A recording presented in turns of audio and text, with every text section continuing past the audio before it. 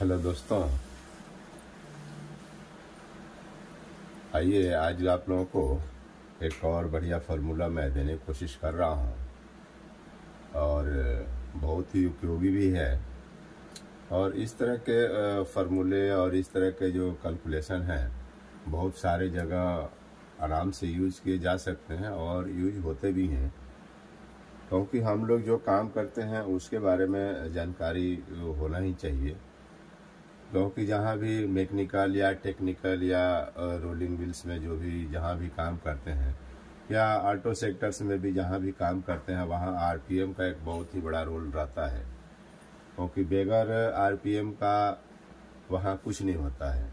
सब कुछ role moving कर रहा है, चाहे रोल टेबल्स का हो या मिल रोल्स का हो या अदरवाइज किसी भी सेक्टर में हो, चाहे कृषि सेक्टर में भी हो। तो हमारा जो रोटेशन जो रहता है उसका एक बहुत ही बड़ा महत्व रहता है और उसके जो आरपीएम्स होते हैं वो बहुत ही महत्वपूर्ण होते हैं। क्योंकि अगर हमारे को आरपीएम अगर एक किसी छोटे डायमीटर से बड़े डायमीटर में जा रहे हैं या बड़े डायमीटर से छोटे डायमीटर में अगर जा रहे हैं तो उसका आरपीएम हमको पता नहीं रहता है। एक आरपीएम पता रहता है जो चल रहा है कंटिन्यू, लेकिन जब हम छोटे में जाते हैं तो उसका कितना आरपीएम होना चाहिए ये हमारे को जानकारी नहीं रहता है। तो वो जानकारी के लिए मैं आप लोगों को एक बढ़िया ही वो बता रहा हूँ, फार्मूला आपको बता रहा हूँ जो आपको फ्यूचर में बहुत ही बढ़िया उपयोगी भी रहेगा। और आप जैसे रोल टेबल्स में कोई बड़ा रोल चल रहा है, 240 चल रहा है, 250 चल रहा है, और उसको मान लीजिए कि फिर हम अगर 230 का हमारे पास में रोल है तो हम उसको लगा रहे हैं, तो क्या है जो पहले वाला रोल का जो एमपीएस था वो इस रोल का एमपीएस तो रहेगा नहीं, वो तो चेंज हो जाएगा उसमें। तो उसके लिए क्या है हमारे को तो उसका कितना स्पीड होना चाहिए तो उसके बारे में हमको जानकारी होना चाहिए। तो उसके लिए क्या है एक बहुत ही बढ़िया जो फार्मूला है वो बता रहा हूँ। उसे क्या आप कैलकुलेशन कर सकते हैं कि जो पीछे वाला जो रोल चल रहा था उसका आरपीएम जो था और अभी हम जो डाल रहे हैं उसका कितना आरपीएम रहेगा, तो एक आपको जानकारी हो जाएगा तो आप उतना आरपीएम निकाल सकते हैं और स्पीड जो रहेगा उसका सेम ही रहेगा। क्योंकि जब हम कोई भी छोटा रोल से बड़े रोल में जाते हैं तो जो पहले वाला जो आरपीएम जो चल रहा था उसका जो एमपीएस जो चल रहा था और दूसरा वाला जो डालते हैं उसका भी एमपीएस सेम होना चाहिए। अदरवाइज अगर सेम नहीं है तो बहुत सारे प्रॉब्लम्स आ सकते हैं दोस्तों। तो आइए आपको मैं कुछ जानकारी आपको देने की कोशिश करता हूं। दोस्तों ये हमारा रोल हो गया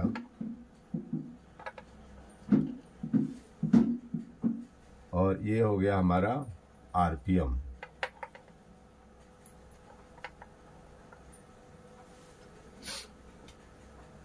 ये जो चल रहा है रोल ये हो गया, मान लो इसको रनिंग रोल लिख दे, आर रोल लिख देते हैं रनिंग रोल, और ये उसका रनिंग आरपीएम हो गया।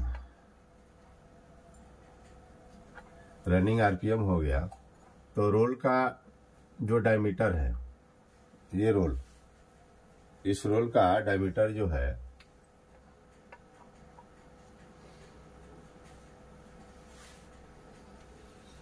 $320 मान लेते हैं। इस रोल का जो रनिंग रोल है उसका डायमीटर जो है 320 है और इसका आरपीएम जो है 1200 है। ये रनिंग रोल की बात कर रहा हूं। डायमीटर 320 है रनिंग रोल का और उसका रनिंग रोल का डायमीटर 320 है और आरपीएम 1200 है। अब मान लीजिए कि हम ये 320 की जगह पे हमने 300 का रोल हमारे पास में है तो उसका आरपीएम कितना होना चाहिए। तो हम क्या करेंगे, ये जो रोल है इस रोल और ये आरपीएम को हम इंटू करेंगे। 320 इंटू 1200, 320 इंटू 1200 जो हम रोल लगाने जा रहे हैं नया रोल, उसका डायमीटर हम यहाँ पर लिखेंगे यहाँ लिख देता हूँ new roll, new roll OD 300, ये हो गया हमारा 300। अब इसका जो अंक आएगा, इसका जो अंक आएगा वो आएगा आपको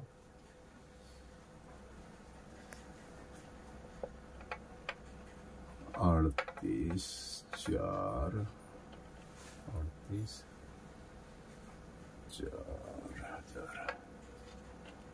इसको हम डिवाइड करेंगे 300 से। अभी तो हमने यहाँ डिवाइड तो किया नहीं है, खाली उसका हम इंटू करके यहाँ पर जो जोड़ लाए हैं, ये IGTG है। अगर हम इसको मिटा ही देते हैं बल्कि बेहतर रहेगा, समझने में इजी हो जाएगा। तो ये आ गया हमारा 3,84,000। अब 3,84,000 को हमने 300 से डिवाइड कर दिया, तो ये आ जाएगा हमारा 1280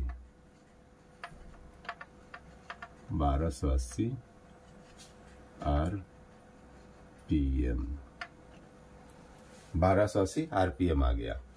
ऐसे ही मान लीजिए कि 350 रोल डायमीटर है, 350 रोल डायमीटर है और इसका RPM जो है 1000 है। इसका RPM जो है कितना, 1000 है। तो ये हो जाएगा हमारा कितना, 35, ये आ जाएगा हमारा इसका। इसको हमने इसमें इंटू किया, यहाँ लिखते हैं ये थोड़ा सा, 350 इंटू 1000। ये रोल डायमीटर हो गया, ये हमारा RPM हो गया। ये आ जाएगा हमारा यहाँ पर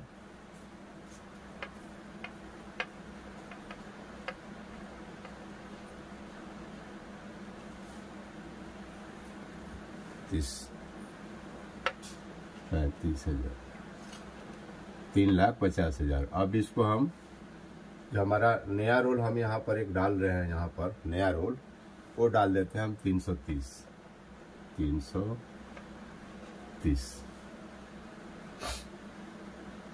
3,50,000 हो गया इसको इंटू करने से। और नया रोल हम इसमें 300 का डाले हैं, यहाँ हम नया रोल डाल रहे हैं 330 का। तो उसका जो RPM जो आएगा वो आएगा हमारा 1080 RPM, 1080 RPM। ऐसे ही मान लीजिए 290 हम यहाँ पर रख लेते हैं डायमीटर, 290 रोल का डायमीटर हो गया और इसका RPM 500 हो गया, इसका RPM 500 हो गया। 290 इंटू 500, 290 इंटू 500, तो ये आ जाएगा हमारा 1,45,000। ये आ गया हमारा 1,45,000। अब इसको हम डिवाइड करेंगे, एक मान लीजिए जो भी रोल है, दूसरा हम 340 का नया रोल यहाँ पर ले लेते हैं। यहाँ रोल हम 340 का ले लेते हैं। यहाँ हमने रोल ले लिया 340 का, तो वो आ जाएगा हमारा RPM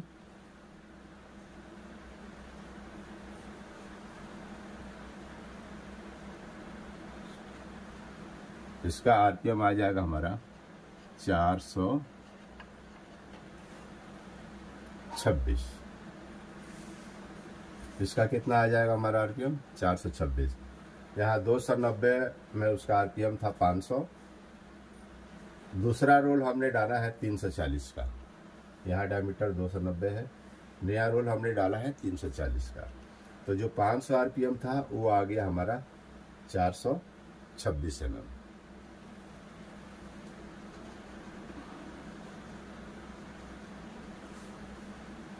ऐसे ही मान लीजिए हम 450 नया डायमीटर ले लेते हैं 450।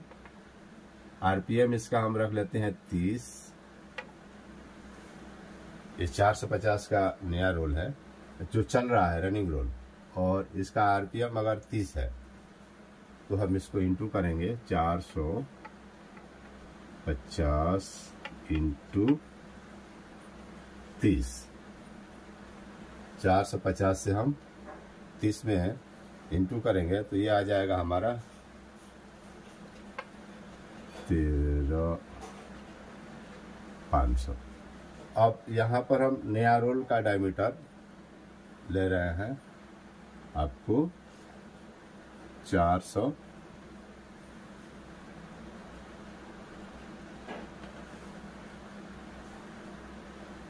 450 इंटू 30, यह आया हमारा 13,500। अब इसको हम नया डायमीटर ले रहे हैं रोल का 400, तो इसका जो आरपीएम हमारा आ जाएगा वो आ जाएगा आपको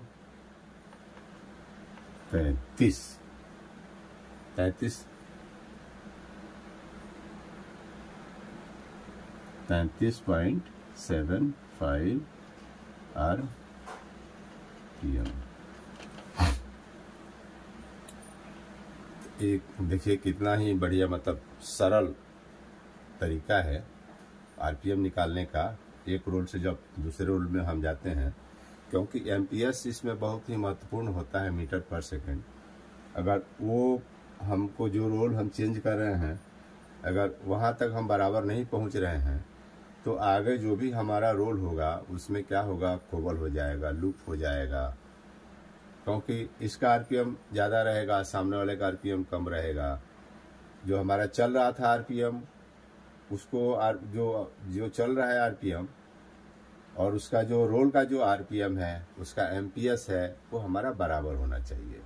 अगर रोल का आरपीएम एमपीएस अगर बराबर नहीं है तो क्या होगा, रोल का डायमीटर तो चेंज होते ही रहता है, कटते रहता है, तो वहाँ पर एमपीएस होना बहुत ही ज़रूरी है, क्योंकि एक दूसरे रोल में हम जब जाएंगे तो डायमीटर कम हो जाएगा, पुराना रोल का डायमीटर अगर ज़्यादा है, नए रोल का डायमीटर कम है तो उसका आरपीएम ज़्यादा होगा, तभी जाके वो जितना एमपीएस पहले वाला चल रहा था उतना ही एमपीएस इसका भी होगा दोस्तों।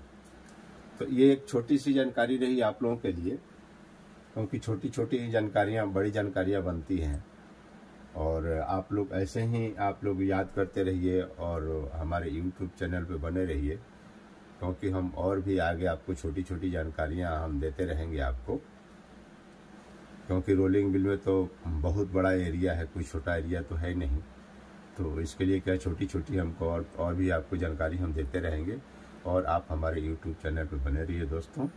मेरा YouTube चैनल है शिव विशारद। तो इसी के साथ दोस्तों नमस्कार।